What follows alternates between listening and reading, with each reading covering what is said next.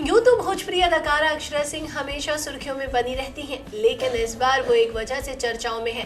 दरअसल अक्षरा ने अपनी आने वाली फिल्म डोली के जरिए फिल्म निर्माण के क्षेत्र में भी अपनी कदम बढ़ा दिए हैं। जी हाँ दोस्तों, अक्षरा सिंह की भोजपुरी फिल्म डोली का फर्स्ट लुक रिलीज कर दिया गया है। इस फिल्म में अक्षरा सिंह के अलावा रितेश पांडे, विपिन सिंह और नीलिमा सिंह अहम भूमिका निभाने वाले हैं। वह इस फिल्म को केशव सिंह प्रोड्यूस कर रहे हैं और फिल्म को डायरेक्ट कर रहे हैं मंजुल ठाकुर। अक्षरा सिंह डोली फिल्म के फर्स्ट लुक जारी होने पर बेहद खुशी जताई है। इस फिल्म को ड्रीम प्रोजेक्ट बताते हुए अक्षरा सिंह ने सोशल मीडिया पर एक पोस्ट में लिखा है, डोली मेरे सपनों की डोली। अब भोजपुरी इंडस्ट्री में मैंने पहला कदम रख दिया है। अब लोगों के दिलों में अपनी थोड़ी सी जगह बनाई। अब लोगों का अथाह प्यार मुझे मिलने लगा है। अब मैं फिल्म के प्रोड्यूसर बन गई हूँ, ये पता ही नहीं चला मुझे।